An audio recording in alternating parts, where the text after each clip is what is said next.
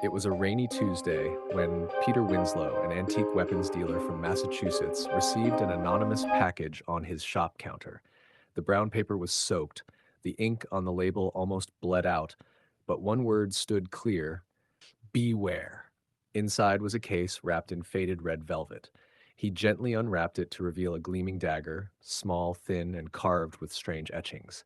Its blade was pristine, no signs of rust despite looking centuries old. The hilt was wrapped in a material that looked like blackened leather, but it felt wrong, too soft, almost like skin.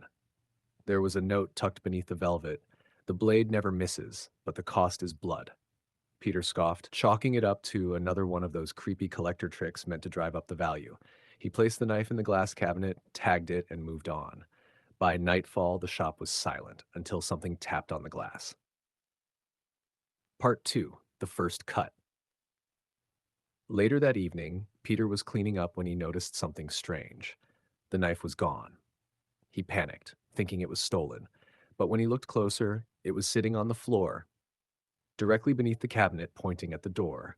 There was no broken glass, no alarm triggered. He picked it up, the metal strangely warm. Whatever, he muttered. But that night, he dreamt of eyes staring at him from the darkness, a woman's scream echoing and blood spilling across wooden floors. In the dream, he was holding the knife. The next day, a young man entered the shop. "Do you sell antique weapons for personal use?" he asked nervously. Peter, now more curious than professional, showed him the dagger. "It's said to never miss," he joked. The man's eyes lit up. He paid in full, cash. Peter didn't even ask his name. That night, the news reported a brutal stabbing downtown. A man had killed his ex-girlfriend and then vanished. The murder weapon was never found. Peter's stomach turned. The victim's photo showed a woman in her 20s, her eyes wide with terror frozen on her face. It was her, the woman from his dream. Part 4: It returns. 3 days later, Peter woke up to a sharp pain in his hand. He gasped. The dagger was back on his bedside table, soaked in blood. But the door was locked, no windows open, nothing disturbed. He ran to the shop to check the security footage from the night the dagger had vanished. At 2:06 a.m., the cabinet opened by itself.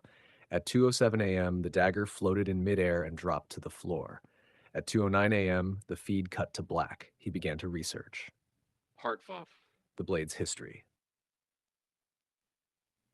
Peter dug through antique forums, occult threads, and eventually connected with an old professor of folklore in Romania via email.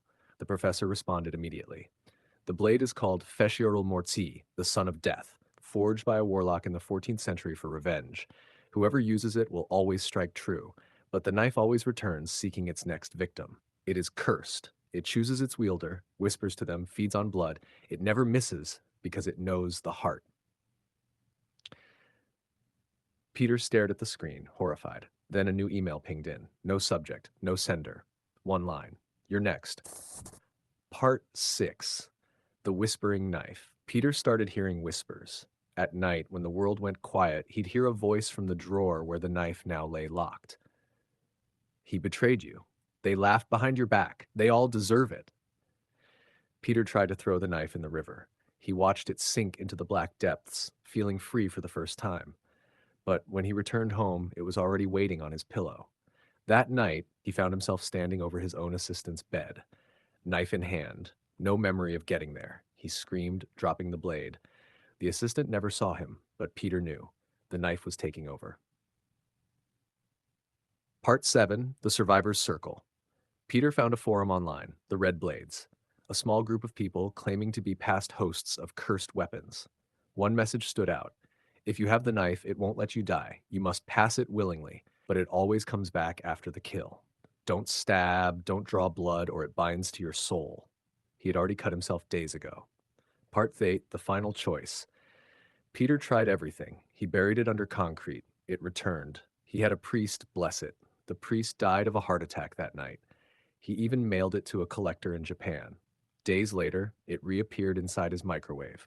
Now he saw her every night, the woman from the first murder. She stood by the foot of his bed, blood staining her dress, crying, "You let it live." One morning, Peter looked in the mirror and saw someone else. His eyes were no longer his. Part 9: The Knife Never Misses. On the final night, Peter gave in. He walked into a crowded cafe, blade in hand, whispering with fury. The knife told him who to target. The man in the corner, he will betray your trust. The child crying, a future killer. You're doing the world a favor. Peter raised the blade. He lunged, but the knife turned midair and pierced his own heart. He collapsed on the cafe floor, eyes wide in shock. His last breath was a silent gasp. The people screamed, cameras rolled, sirens blared, but the dagger was gone. Epilogue: a new owner. 2 weeks later, in a small antique shop in Prague, a woman browsed curiosities. She paused before a velvet lined display case. Inside lay a beautiful dagger, slender, elegant, old. The tag read, Lot 13, 14th century ritual knife. Never misses. She smiled. I'll take it.